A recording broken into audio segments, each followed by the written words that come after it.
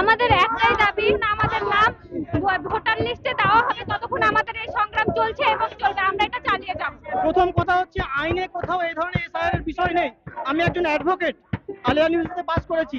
আমি ছাত্রদের সঙ্গে এই কারণে এসেছি, একটা বেআইনি কাজ এক্সারসাইজ করছে নির্বাচন কমিশন। তৃণমূল সরকার টানা দ্বিচারিতা আপনারা দেখুন, এখানে ছাত্র ছাত্রীরা শান্তিপূর্ণ মিছিল করতে এসছে, কিন্তু সেই মিছিলে পুলিশ কিভাবে আমাদেরকে বাধা দিচ্ছে।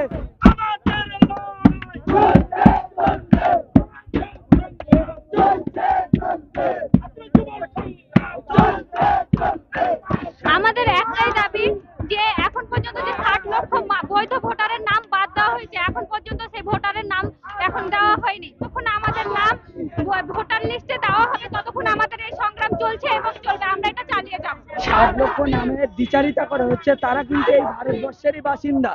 আপনি দেখুন যাদের নাম দিয়েছে তারা 2002 সালের লিস্টে তাদের নাম রয়েছে, কিন্তু 2025-এর লিস্টেও তাদের নাম রয়েছে।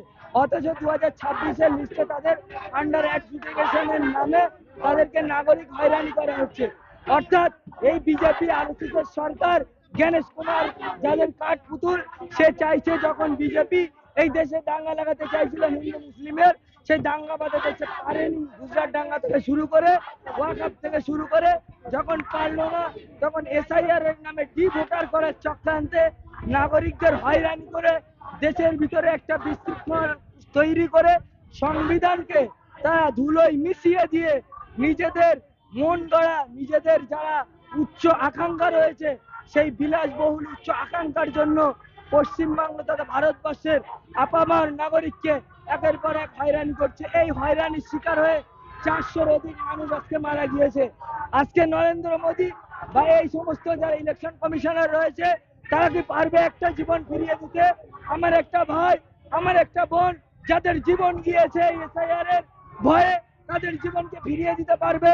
অথচ তারা এই ভয় দেখিয়ে মানুষকে বারবার হেনস্থা করে।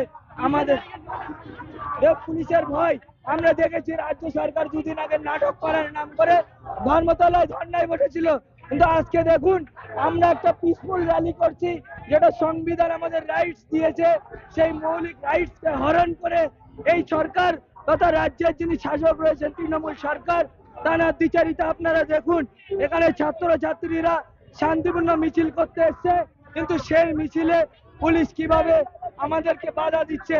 দেখুন কিভাবে লাঠি উঁচু করে রেখেছে, কিন্তু আমরা তো শান্তিপ্রিয় ছাত্র সমাজ, আমাদেরকে তো সহযোগিতা করা দরকার ছিল এই পুলিশের, কিন্তু সেখানে আমরা কি দেখছি, আমরা সামান্য 7 পয়েন্ট ঘুরে আমরা ধর্ণা মঞ্চে অবস্থান নেব, কিন্তু আমাদের যাওয়ার পথে আপনারা দেখতে পাচ্ছেন আমার পুলিশ বন্ধু ভাইয়েরা লাঠি নিয়ে দাঁড়িয়ে আছেন। আমরা তো তানাদের জন্য আন্দোলন করি, তানাদের যখন ডিএ বন্ধ করে দেয় এই সরকার, তখন সেই ডিএর আওয়াজ এই ছাত্র সমাজ, শিক্ষিত সমাজরাই তোলে। কিন্তু আজকে দেখতে পাচ্ছেন এই পুলিশ বন্ধুরা এই সরকারের মদতে আমাদের সাথে অসহযোগিতা করছেন। আপনারা দেখতে পাচ্ছেন লাঠি নিয়ে কিভাবে দাঁড়িয়ে রয়েছে। আমরা তো এখানে দাঙ্গা করতে আসেনি, আমরা আমাদের অধিকার ফিরিয়ে নিতে এসেছি। আজকে যে পুলিশ বন্ধুটা এখানে দাঁড়িয়ে রয়েছে, হতে পারে তার পরিবারের কারোর নাম আন্ডার অ্যাডজুডিকেশনের ভিতরে রয়েছে, তাহলে তো আমরা তো তাদের জন্য আন্দোলন করছি, তাহলে তাদের উচিত ছিল আমাদের পাশে দাঁড়িয়ে আমাদেরকে সহযোগিতা করা, কিন্তু আমরা সহযোগিতা পাচ্ছি না। নির্বাচন কমিশন যেভাবে এসআইআর প্রক্রিয়া চালাচ্ছে, প্রথম কথা হচ্ছে আইনে কোথাও এই ধরনের এসআইআর এর বিষয় নেই। আমি একজন অ্যাডভোকেট, আলিয়া ইউনিভার্সিটিতে পাস করেছি। আমি ছাত্রদের সঙ্গে এই কারণে এসেছি, একটা বেআইনি কাজ এক্সারসাইজ করছে নির্বাচন কমিশন। তারপরে লজিক্যাল ডিসক্রিপেন্সি বলে কোনো শব্দও ছিল না। জোর করে একটা বিশাল সংখ্যক মানুষকে ভোটার তালিকা থেকে বাদ দিতে চাইছে, ভোট করিয়ে বিজেপির সুবিধা করে দিতে চাইছে। আমরা এই অন্যায় মানব না বলেই মিছিলে আসছি। আমাদের উদ্দেশ্য হচ্ছে কি, যে সরকার এবং নির্বাচন কমিশন আমাদের কাছে মাথা নত করুক। যারা প্রকৃত ভোটার, এদেশে জন্মেছে বড় হয়েছে, সবাইকে তালিকাভুক্ত করতে হবে। যারা গরিব মানুষ, যাদের কোনো কাগজ নেই, তাই বলি তারা কি মানুষ নয়? তার কি কোনো অস্তিত্ব নেই? নিঃসন্দেহে অস্তিত্ব আছে। তার দাদু এদেশে জন্মেছে, বাপ মা জন্মেছে, তারপরে শুধুমাত্র এই 13টা ডকুমেন্টসের ভিত্তিতে বলছে আপনি নাগরিক কি নাগরিক। হিন্দু মুসলমানের প্রশ্ন নয়, প্রত্যেক মানুষ যারা প্রান্তিক এবং গরিব তাদের কাছে কাগজ থাকে না। তাই আমরা কাগজের বিষয় নিয়ে সরকারকে বলতে চাই বা কমিশনকে বলতে চাই, আপনারা জোর করে এই 13টা ক্যাটাগরি বলবেন না। যে 27 তারিখে নির্বাচন কমিশন একটি তালিকা দিয়েছিল, বলেছিল এই 13-র বাইরে আরো ডকুমেন্টস হতে পারে। ওখানে লেখা আছে এগুলো শুধু নয়, আরো ইনক্লুড করা যায়।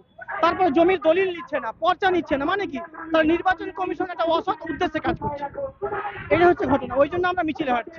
কোনো দেশে গণতান্ত্রিক আন্দোলনের উপর পুলিশি প্রহার করা বা নির্যাতন করা সম্পূর্ণ বেআইনি এবং কোথাও গিয়ে আন্দোলনকে প্রতিহত করার একটা চেষ্টা বলে মনে হয়। আমার প্রশ্ন হচ্ছে, রাজ্যের সরকার মমতা বন্দ্যোপাধ্যায় যেখানে বলছে আমি এসআইআর এর বিরোধী, আমি আন্দোলন করছি, তার পুলিশ আবার মারছে, তাহলে কোথাও গিয়ে একটা কন্ট্রাডিকশন দেখা দিচ্ছে বলে আমার মনে হচ্ছে। তাহলে পুলিশ গিয়ে দ্বৈত ভূমিকা পালন করছে অথবা বিজেপির হয়ে কোনো এক সংস্থা কাজ করছে, এটা হচ্ছে ঘটনা। না হলে পরে কেন মারবে?